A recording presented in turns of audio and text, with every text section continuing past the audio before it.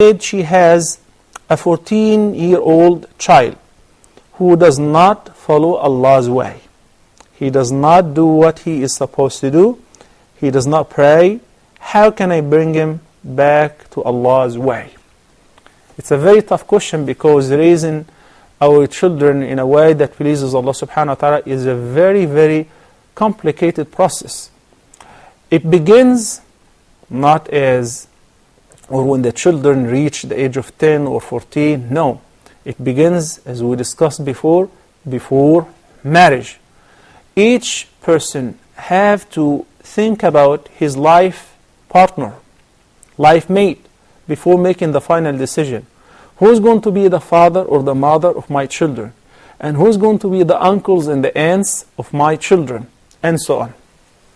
Number 2, from day when the Prophet ﷺ taught us, the first thing that the newborn would hear is the word of Allah, glorifying Allah subhanahu wa ta'ala and magnifying Allah by calling adhan in the ear of the child.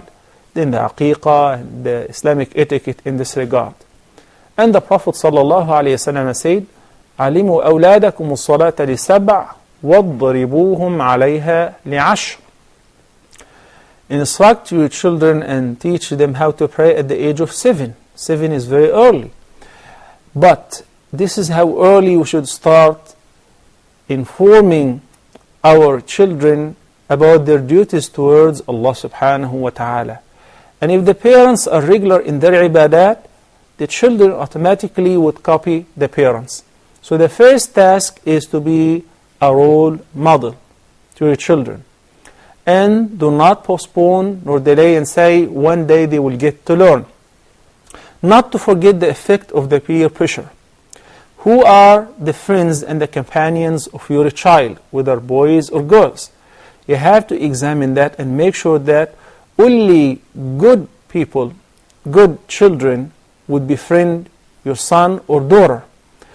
And you should not say, now it's a free world and the world has become a small village and everybody is free to choose their friends.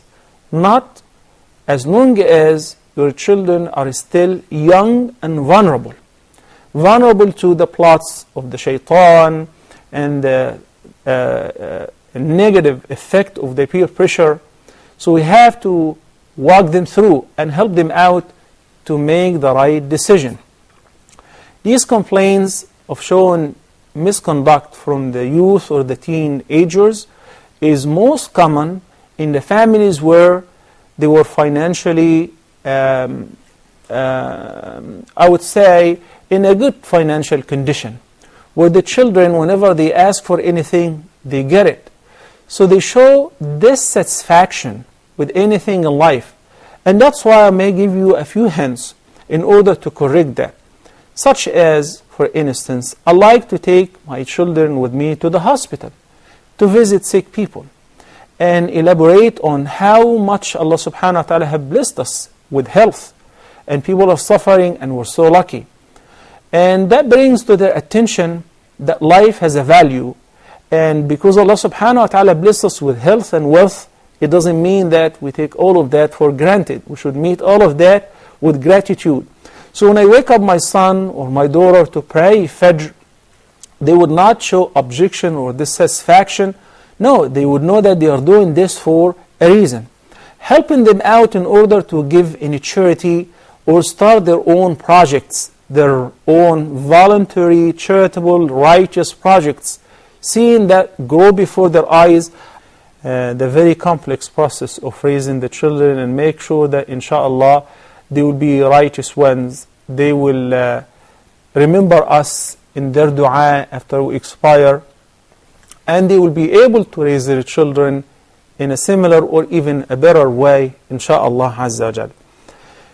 As I said, there are certain things such as accompanying your children with you to a funeral and talk about it, how short is life, and if the person did not catch up and prepare, life does not recognize, or death does not recognize young or old, healthy or sick, male or a female.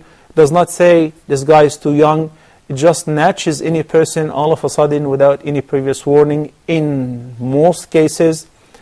Make them appreciate the fact that we are alive and we have access to do a lot of things. Keep them busy, involved in subscribing in physical sports. Make sure that they do not lock themselves in a room and stay with the internet by themselves or chatting online by themselves. They have to be under full supervision. I entirely oppose the idea that my children or any person would lock himself in a room behind closed doors and chat online or spend the entire night surfing the web or doing whatever, because I'm giving him an access, or I'm giving the shaitan an access to his or to her heart. Involve them in social activities. I mean, keep them constantly busy and befriend them.